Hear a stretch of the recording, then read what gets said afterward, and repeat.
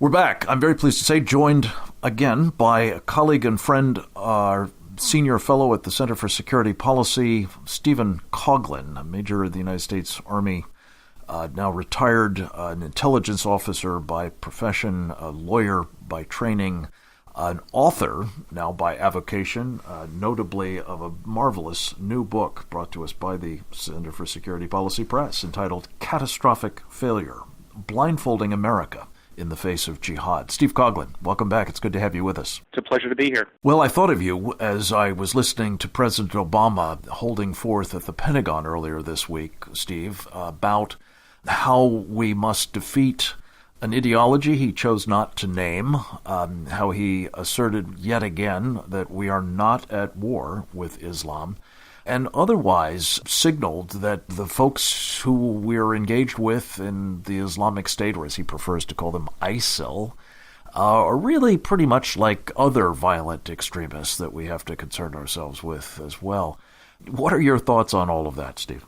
Well, I tend to think that there's really no such thing as violent extremism except for a word that was created so that we don't talk about terrorism.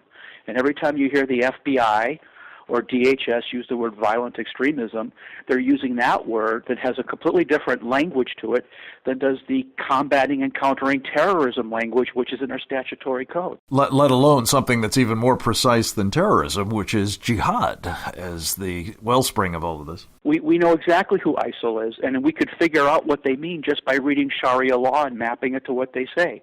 It's not our fault that the people who are killing Americans do so in the name of Islam.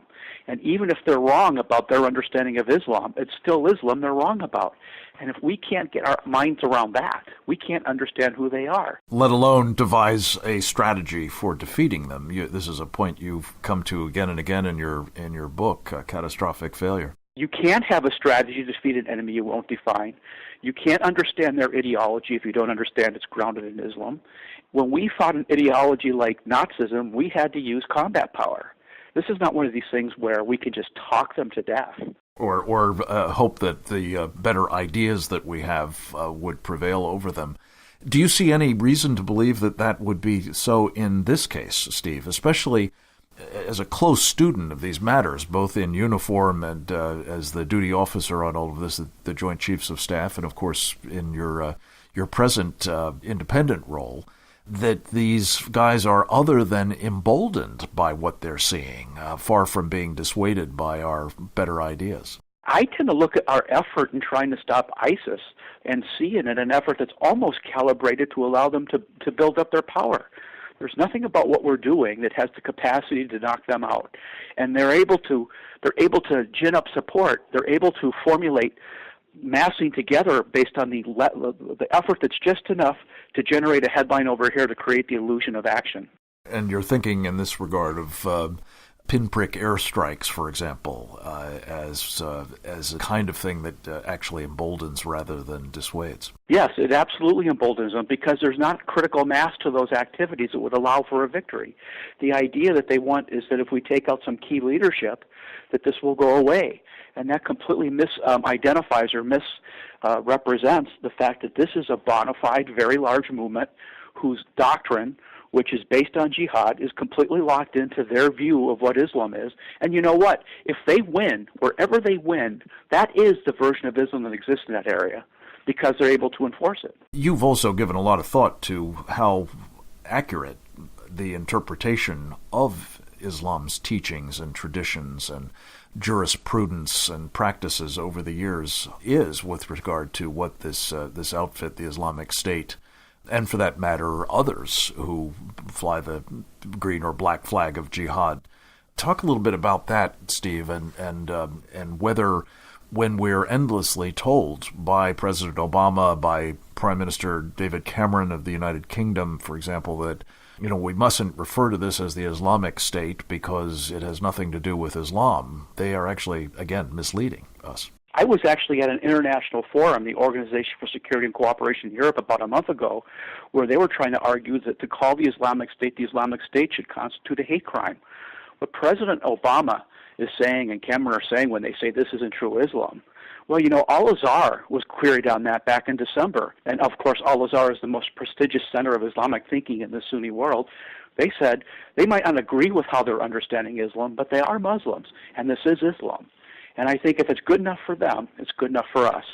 But the very idea that we could see these people doing exactly what happened in Armenian genocide and say that was Islam and this is not, the very people who say we can't have an opinion about Islam then try to impose on us a completely faux definition of Islam, because what they're saying, they work very hard at demonstrating they can show in the Quran, and they can show in the Hadith, and they can show in Sharia law that's been published century over century.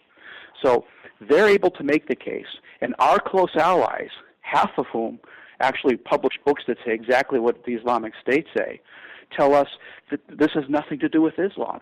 And then they go off into some sociological or political science discussion that creates the need to hire associate professors to write some weird thing. So that's where we're at. Yeah, blinding us, as you say, and blindfolding us in the face of jihad. One other aspect of this, the concerted effort being made to restrict speech. You mentioned the Organization of Islamic Cooperation earlier. There is, of course, at the moment, a book ironically entitled Freedom of Speech by a New York Times former correspondent, Pulitzer Prize winner by the name of David Shipler, which is criticizing you, among others of us, about the information we're drawing upon that makes very, very clear the point that you've just given us, that this is, in fact, a program that is informed by Islamic traditions and teachings and is very much on the march, and pretending otherwise, especially the sort of civilization jihad piece of it domestically, is something we do at our peril. Well, absolutely. The Organization of Islamic Cooperation has the 10-year plan to make defamation of Islam a crime in every jurisdiction. This is year 10 of their 10-year plan to do that.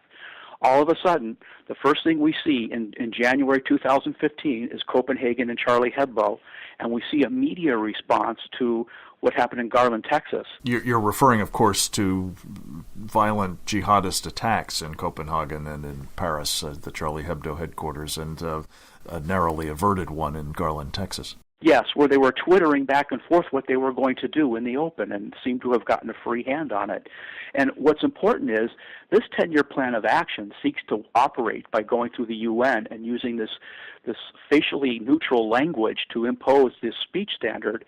And all of a sudden, year 10, and here we see Shipler come out with a book called Freedom of Speech and impose this hate speech versus free speech narrative.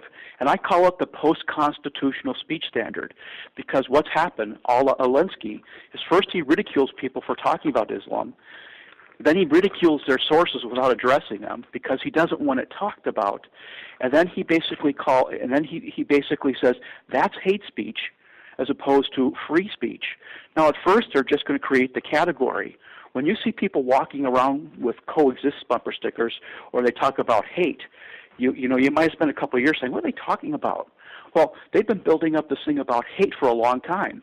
So all of a sudden, we're branded as haters, which is characterized as to barely tolerated form of free speech, but they're creating the paradigm. And actually, barely tolerated is a transient situation. It seems as though it's being less and less tolerated all the time. And in fact, not just blindfolding, but gagging us in the face of jihad seems to be at work. Steve, we are hard out of time, I'm afraid. This is an important conversation. We look forward to continuing with you in the near future. In the meantime, again, congratulations on catastrophic failure, blindfolding America in the face of jihad, and all the other terrific work you do with us at the Center for Security Policy. Keep it up. Come back to us again soon. Hope the rest of you will come back to us again tomorrow. Same time, same station. Until then, this is Frank Gaffney. Thanks for listening.